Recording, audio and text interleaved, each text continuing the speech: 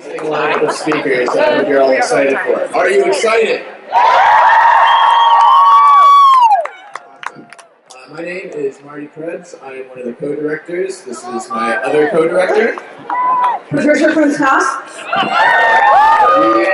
All of us organizers in red, and then all of the volunteers in orange and yellow. I want to thank you guys. We spent a bunch of time making this thing happen.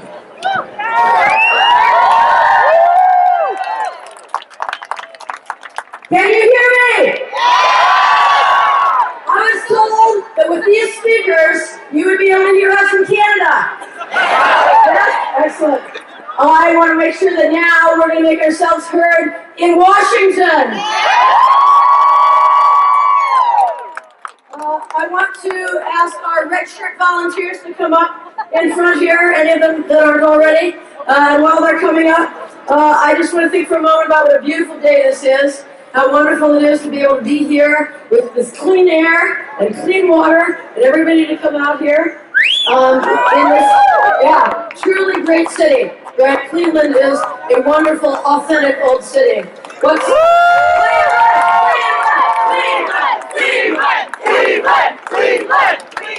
Right. What's the most beautiful thing about Cleveland? There's a lot of things. I think one of the most important is it's authentic.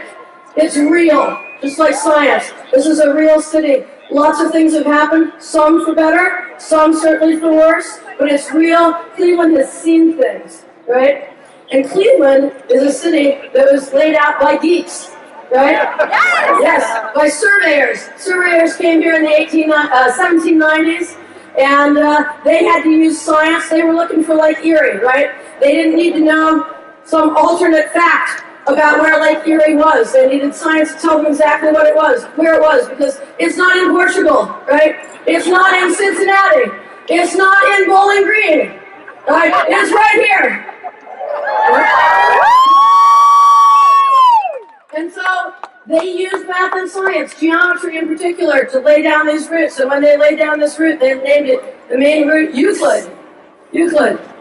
Who's Euclid? It's this. Yeah, Euclid is a mathematician that lived over 2,000 years ago in northern Africa, right? And they're like, who are we going to name?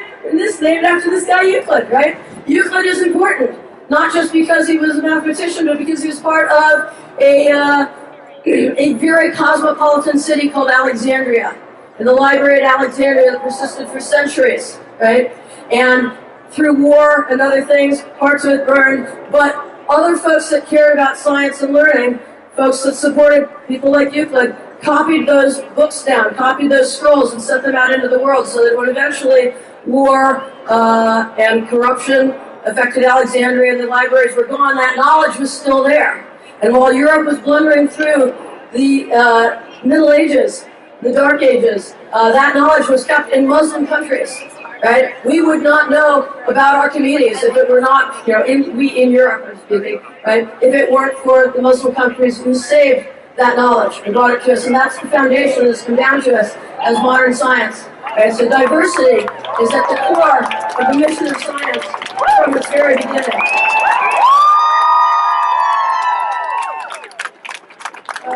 So, can we have a cheer for the African math geek, Euclid?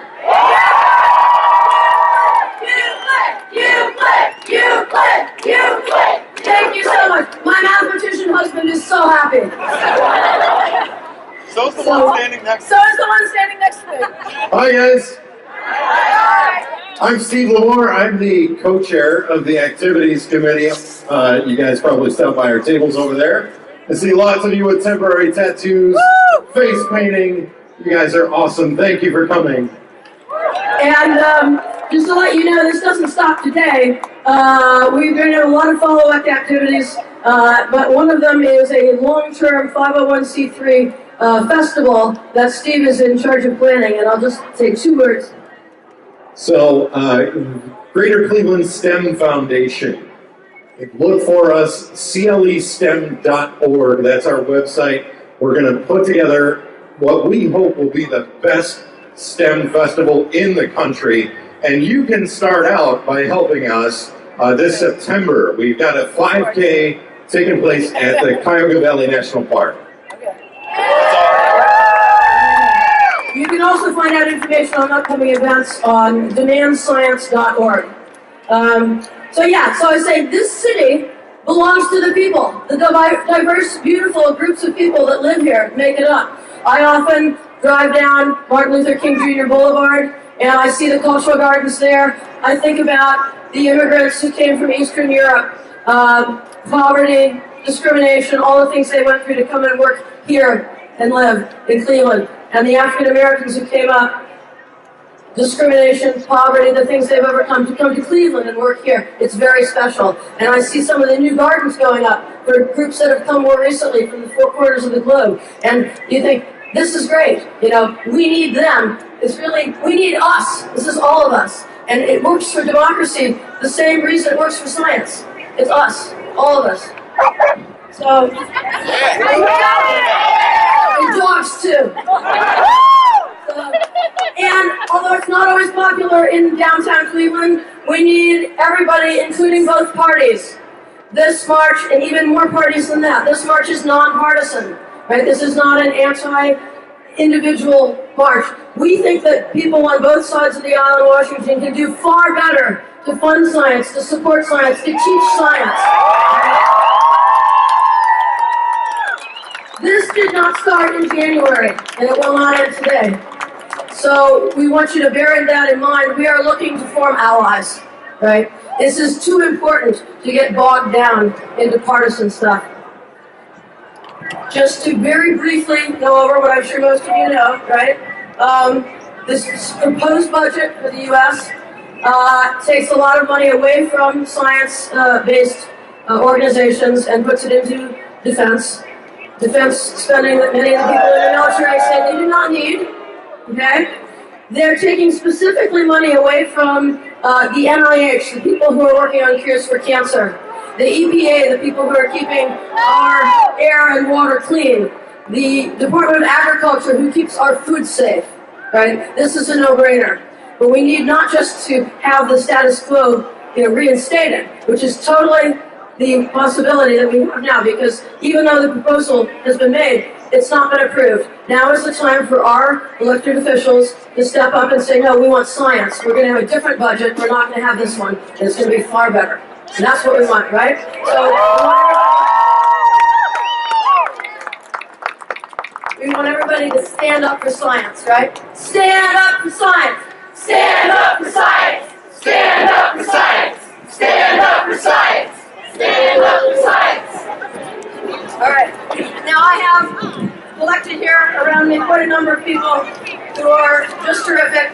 I know that you all would have come down here no matter what. If none of this had been here, you would have been here. This is an incredible grassroots movement, right? And yet, it's really nice because of the work that these folks and hundreds of others have done on this. And as I mentioned, Steve, we've got a few of our other folks here. If you just want to raise your hands, we've got social media down there.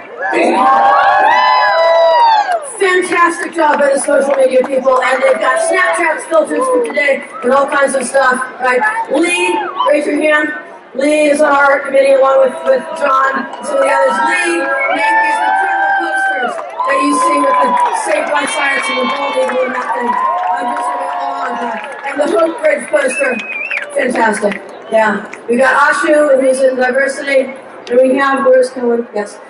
We have Kellen down here, who has done all kinds of things. She put out the notices of all of the people in the organizations that have supported us in these sorts of things. And she is going to give Michelle Brosius in the pink brains hat here a little token of our appreciation to say beaker. They're plastic beaker, water, and red carnations, which is Ohio State flower, which is a variety that was developed right here in Ohio. Michelle, we love you! We love Michelle! All right. And we have partner institutions who help support us in so many ways, too numerous to mention. They're on the posters around. We do want to mention that in partnership with the Earth Day Coalition, right? Earth Day, Earth Fest is going on, the Berea County Fairgrounds, not too far from here. After the march, just proceed down into the basement of Terminal Tower here, get on the red line, go out to the Brook Park Station. There will be a free shuttle to take you to Earthfest. It's open till 7 today, so that people can do both. So, all right, I have just a quick here.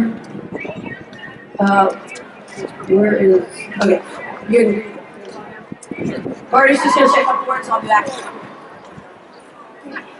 I have a short speech. It's appropriated a bit from Neil deGrasse Tyson. I don't know if you guys know. 1.5 centuries ago, civil war divided the United States of America. Yet in its wake, we would recover as one nation, indivisible.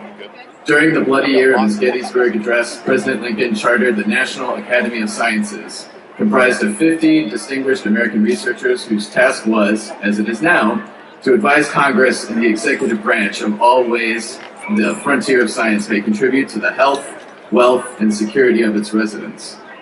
As a young nation, just 77 years old, we had plucked the engineering fruits of the Industrial Revolution that transformed Europe and used them to grow into the economic powerhouse of the day. But Americans had yet to embrace the meaning of science to society.